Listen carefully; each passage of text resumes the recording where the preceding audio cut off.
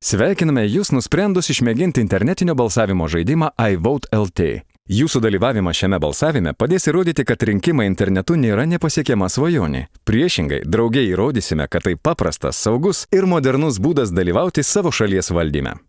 Žinoma, kol kas Jūs pats ar pati dar nenusprendėte, ar internetinis balsavimas išties yra toks saugus ir paprastas, kaip apie jį pasakojama. Yra keli būdai paaiškinti, kaip veikia internetinis balsavimas. Pirmasis užtruks trumpiau nei minutę. Pirma, per Delfi portalą ar tiesiogiai adresu www.ivote.lt atsidūrę internetinio balsavimo svetainėje, spauskite didelį žalią mygtuką Užpildyk biuletenį. Antra, atsidariusime rinkimų biuletenyje, pareiškite savo nuomonę balsavimo internetu įteisinimo klausimų, balsuokite už partiją, kurią norėtumėte matyti valdžioje, atsakykite į kelis papildomus klausimus ir išsaugokite užpildytą balsavimo biuletenį savo kompiuteryje. Jūsų balsavimo biuletenis užpildytas ir užšifruotas. Galite patikrinti, atidarę biuletenio bylą matysite tik nesuprantamus krengelius. Biuletenis užšifruotas taip, kad iki balsavimo pabaigos ir tol, kol jūsų balsas bus susietas su jūsų tapatybe, jo negalės atkoduoti net žaidimo organizatoriai. Dabar, senoviškai kalbant, esame pasirengę mesti balsą į urną. Spauskite antrą didelį žalią mygtuką Įkelk biuletenį. Tuomet didelį raudoną Autorizuotis. Atsidarę iPasas LT svetainį. Pasirinkite elektroninį parašą arba elektroninės bankininkystės paslaugas ir padėkite internetinio balsavimo sistemai nustatyti jūsų tapatybę. Autorizuotis, paprastai tariant, prisistatyti būtina tam, kad internetinio balsavimo sistema žinotų, jog jūs apskritai balsavote ir suprastų, kaip elgtis, jei balsuosite dar kartą. Skirtingai nei tradiciniuose rinkimuose, internetu galite balsuoti neribotą skaičių kartų.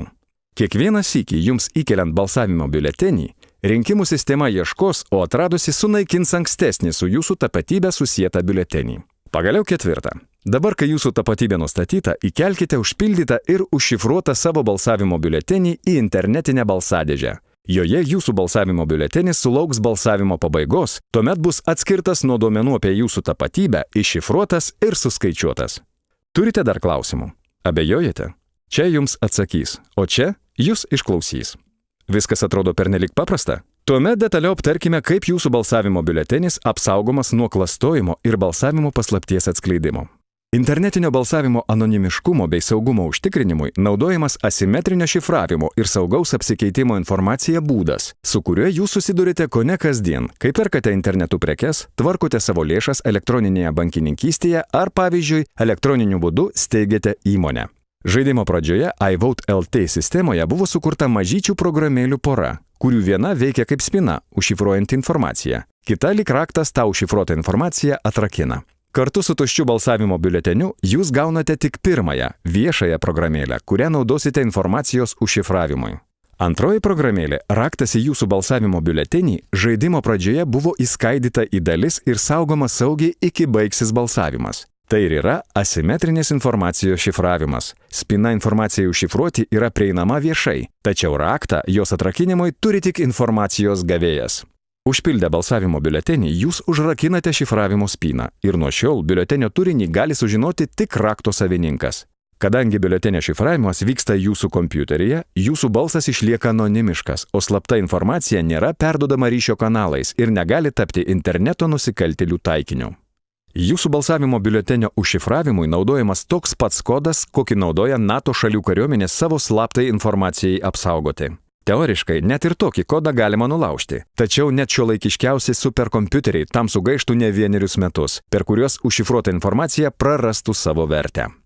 Taigi, kai užpildyta ir užšifruota balsavimo biuletenį internetu įkeliate į internetinio balsavimo sistemą, jūsų balsavimo paslaptis yra visiškai saugi. Net jei pakeliui kas nors perimtų jūsų siunčiamą duomenų paketą, piktadariai galėtų tenkintis tik nesuprantamų simbolių kratiniu.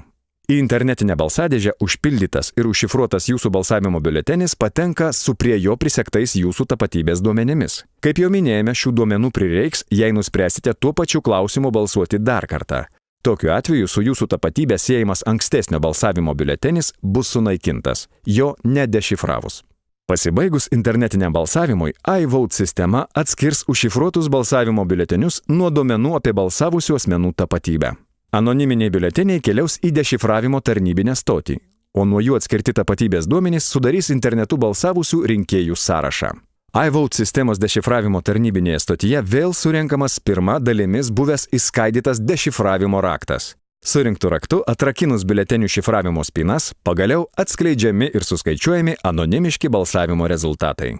Belieka pridurti, kad visos internetinio balsavimo procedūros yra kruopščiai audituojamos ir viešinamos. Įsitikinote, kad internetinis balsavimas yra saugus, skaidrus ir patikimas? Tuomet prisijunkite ir padėkite įtikinti kitus.